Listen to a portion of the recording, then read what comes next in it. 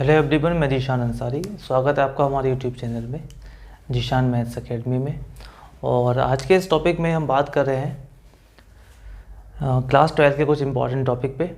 और इसी ऑर्डर में सबसे पहला जो हमारा टॉपिक है वो है कॉन्टिन्यूटी।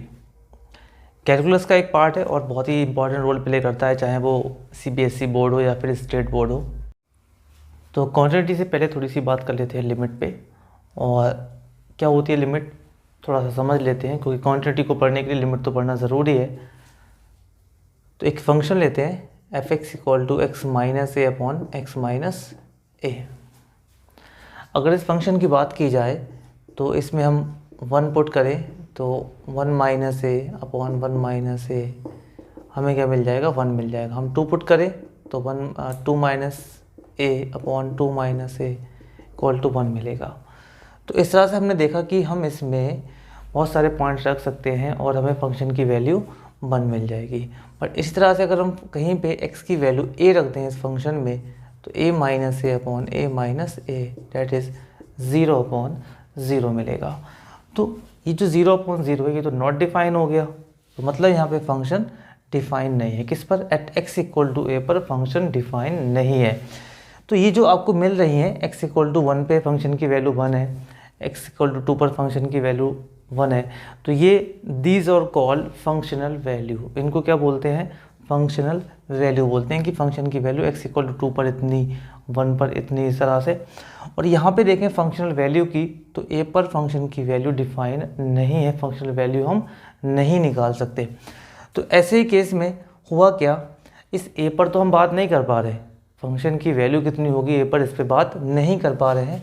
बट अगर इस ए के नेबरहुड में पहुँचे, ए के जस्ट पीछे लेफ्ट में, ए के जस्ट राइट में अगर पहुँचे, ए के जस्ट पीछे आप पहुँचे और ए के जस्ट आगे पहुँचें, तो फंक्शन का इस तरह का नेचर अगर हम पता करें कि जस्ट ए के पीछे या जस्ट ए के आगे, मतलब हमारा जो एक्स है वो ए पर ना होकर ए पर अप्रोच करेगा, ए पर ना होकर ए पर लेफ़्ट से अप्रोच करेगा, ए पर राइट से अप्रोच करेगा। तो इस अप्रोचिंग पे फंक्शन कहाँ पे अप्रोच करेगा? जब ये x ए पर अप्रोच कर रहा होगा तो फंक्शन कहाँ पे अप्रोच करेगा? ठीक है,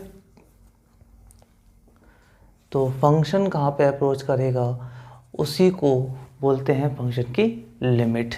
यही लिखा हुआ है। तो इसी तरह से इसको डिनोट करते हैं x tending to a F X tending to L. मतलब जब x a पर अप्रोच कर रहा है लेफ़्ट से और राइट से, तो फंक्शन कहाँ पे अप्रोच कर रहा है? l पे। तो यही फंक्शन की लिमिट कहलाती है। तो इसमें इसका ख्याल रखें कि फंक्शन की वैल्यू और फंक्शन की लिमिटिंग वैल्यू दोनों में अंतर है। यहाँ पे आप देख सकते हैं फंक्शन की वैल्यू डिफाइन नहीं है पर, लेकिन फंक्शन की लिमिट निकाली जा सकती है। ऐसे बहुत सारे केसेस हमें मिलेंगे। हाँ, ऐसा भी है कि फंक्शन की वैल्यू और लिमिटिंग वैल्यू कभी कभी बराबर भी हो जाती है। ओके, तो लिमिट की एग्जिस्टेंस कैसे देखते हैं, कैसे लेफ़्ट से अप्रोच करते हैं, कैसे राइट से अप्रोच करते हैं, थोड़ा सा देख लेते हैं। Left hand limit, left hand limit question को टैकल करना है तो इसलिए बहुत ज़्यादा डीपली नहीं जाते। लिमिट हम बात कर रहे हैं x इक्वल टू ए पर। Okay, extending to A minus, A के लेफ्ट में है, ए के लेफ्ट में है तो ए से जो भी क्वांटिटी होगी वो ए से छोटी होगी, स्मॉल होगी, that is X A minus F of X equal to limit H tending to 0 F of A minus H. इसको ए माइनस एच लिखा गया है, इसका मतलब क्या है? क्या मतलब है इससे कि आप इस रियल लाइन पे अगर हम बात करें तो ए के जस्ट पीछे है, तो अगर किसी नंबर के लेफ्ट में जाते हैं रियल लाइन पे तो वो वैल्यू क्या होती है, उससे एक्चुअल में छोटी हो जाती है। लेकिन हम बहुत ज़्यादा पीछे नहीं जा रहे हैं, हम बहुत ज़्यादा पीछे नहीं, मान लीजिए 1 से पीछे हम 0 पे चले गए, नहीं, ऐसा नहीं करना है हमें। हम ए के जस्ट पीछे हैं थोड़ा सा, और इसी थोड़े को मैथमेटिक्स में लिखा है कि एच टेंडिंग टू 0। आपने ए से कम तो की है क्वांटिटी, लेकिन वो क्वांटिटी बहुत छोटी है। तो इसको बोलते हैं लेफ्ट हैंड लिमिट, और ऐसी हमें निकालनी पड़ेगी राइट हैंड लिमिट। ओके, तो कैसे फाइंड करेंगे, एक्सटेंडिंग टू ए प्लस, क्योंकि आप ए के राइट में रहेंगे। तो एफ एक्स की डेफिनेशन है limit x tending to 0 F of A plus H. अगर किसी फंक्शन के लिए LHL बराबर हो जाती है RHL के, तो हम बोलते हैं limit of F X at X equal to A exist. X equal to A पर फंक्शन की लिमिट एग्जिस्ट कर रही है। तो इस तरह से लिमिट निकालेंगे। इस डेफिनेशन को आप दिमाग में रखें, बहुत आसान सी डेफिनेशन है और क्वेश्चन को बहुत ही इजी बना देगी, क्योंकि क्वांटिटी के जितने क्वेश्चन है वो बिना लिमिट के तो हो ही नहीं सकते। ओके, तो डेफिनेशन में भी इसका यूज़ होना है। हाँ, कुछ एग्जांपल पे बात कर लेते हैं लिमिट के। हाँ, जैसे कि कुछ सिंपल एग्जांपल लेते हैं पहले। Limit x tending to 3x² - 9 upon x - 3।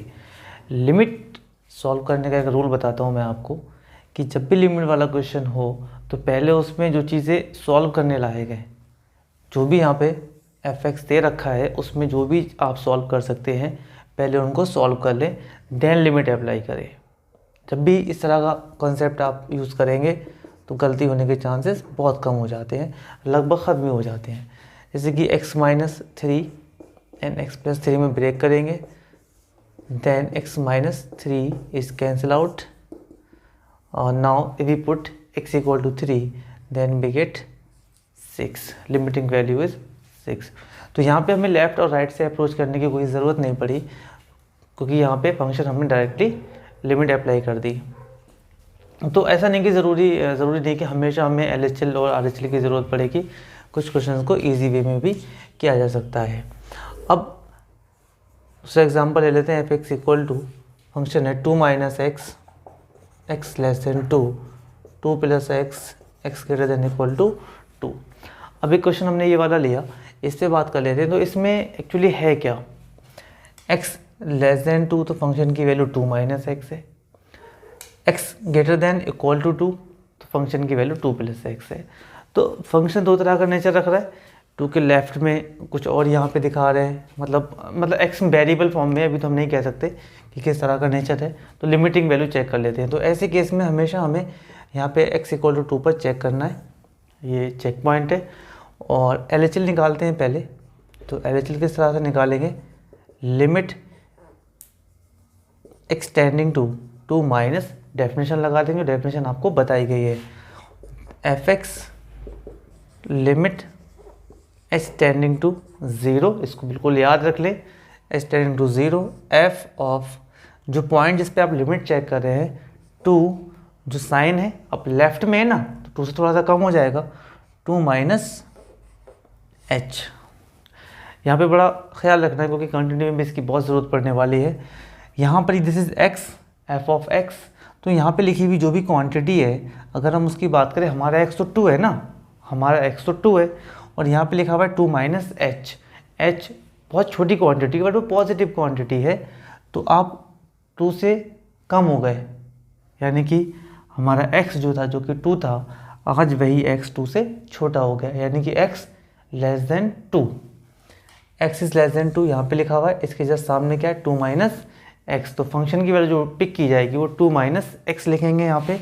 और 2 - x में आप जानते हैं एफ एक्स की वैल्यू निकालते समय जो यहाँ पे वैल्यू होती है वही x की जगह रखी जाती है, तो वैलिड है 2 - x, और 2 - x में x के प्लेस पर 2 - h पुट करेंगे, तो हमें मिलेगा 2 - h।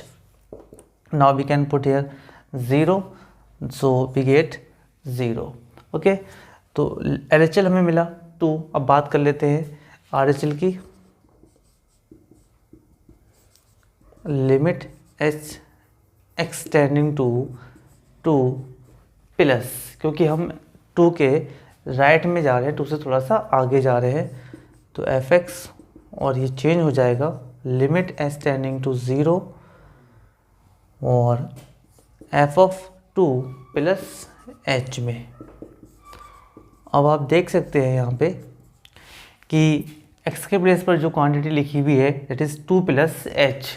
x की वैल्यू थी 2 और आप टू प्लस एच, यानी कि एक्स में आपने कुछ ऐड कर दिया। आप एक्स इक्वल टू जो 2 था, अब एक्स जो है वो 2 से बड़ा हो गया, एक्स 2 से बड़ा हो गया।